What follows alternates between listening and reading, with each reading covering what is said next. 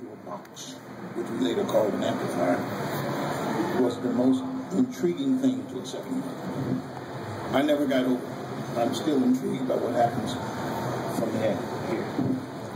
But now, years later, a company that I had never heard of before, and I have to tell you, the man who turned me on was none other than the great Phil Upchurch. He said, "George, I saw a guitar the other day. It was made by a Japanese company." And he said, "It was like nothing I've ever had in my hand before." And I said, "No, because I've never had a Japanese guitar in my hand." So I said, "Next time I get into a store, I'm going to pick one up." And I did. And I was amazed. But of course, it was an imitation of a guitar that everybody knew. It was a Johnny Smith or an L5, I can't remember exactly. But it was solid. So I bought the guitar. And then later used it on an album called Weekend in LA, on Broadway. That day, one of the people from Ibanez came backstage and they said, "You know, George, we would love to have you with our company." And I said directly, I said, "You know something, we make great guitars, but there are no originals." He said, "Do you have any ideas?" I said, "Yeah." Because there was a guitar in my head from the time I was about 10 years old. And a year later, they gave me 2 prototypes, because I had 2. I wanted a jazz guitar, a real jazz guitar, which was called the GB20 eventually. But the GB10 was the innovation guitar. It was my own personal idea. I didn't know whether it would work or not, but I had to have this dream come true. And so a year later, after drawing it out, because I'm a commercial artist by vocation, I drew it out on a piece of paper with the help of some people from the company on the East Coast, from Hoshino. And I went to Japan to play music, and they presented these 2 fabulous guitars with my name on it. You can imagine how that made me feel. And today, 35 years later, the GB10 is still a major factor. When people say Ibanez, they think many times about the GB10. And now, my other dream is coming true today. My other dream was to make a guitar for jazz people. Only. Jazz lovers. Old school ideas. You know, something we could take on the road that wouldn't fall apart in our hands.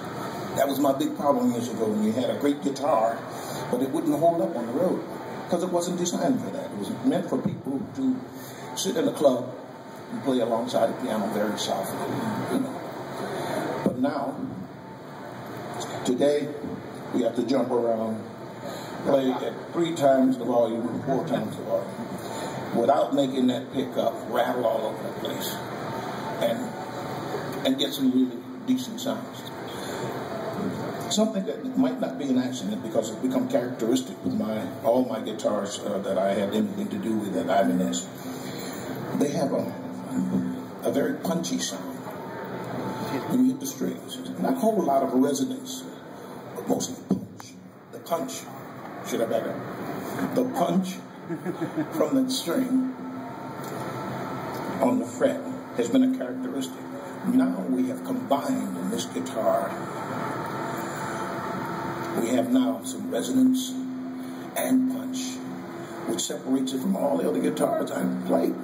And I've played a lot of guitars by the great masters of today's guitar and yesterday's guitars. I submit that if you pick this guitar up and play it for 5 minutes, you will have to have one in your hand. Now, one big innovation from me, my idea, I had insisted on. I played a neck years ago. That was from the guitar that was designed by Johnny Smith. And it was called the Artist Award. You remember that guitar? And not very many of them around.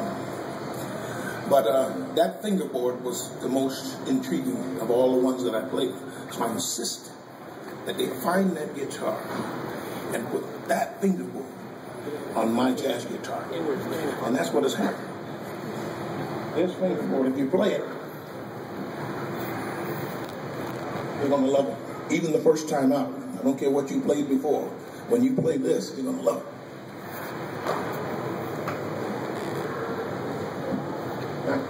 if I can get this thing on. It's not going to strap. Eddie Van Halen. No.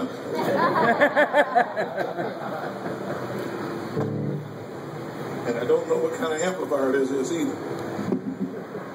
But comfort. Instantly. It's comfortable. Chords.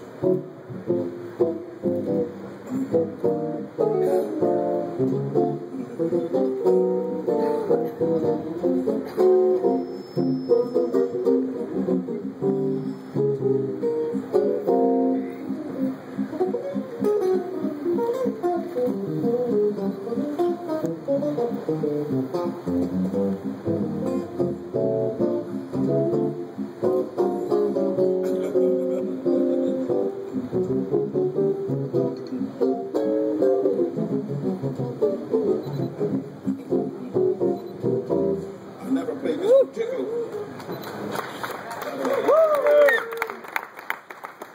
Even with that weird sound, I like it. It is so comfortable, and I invite anybody who wants to come up and check it out to play a couple of notes on it. I guarantee you'll like it. Now, when I play with my pick, of course, I get more lightning speed out of it. Everything stays right where it's supposed to. It's not made to be flat down on the fingertip, but it's a comfortable, low stance between the strings and the fret. And you can still get those chords. If you want it to sound bigger, just raise the fingerboard up a little bit. I mean, the strings of the fingerboard, and you get a bigger sound. It gets bigger as you go up because you have to put more pressure to play. But the sound was resonated very beautiful. I just found out that I got a, what is it, spruce top? I think it's a spruce top. So at first I thought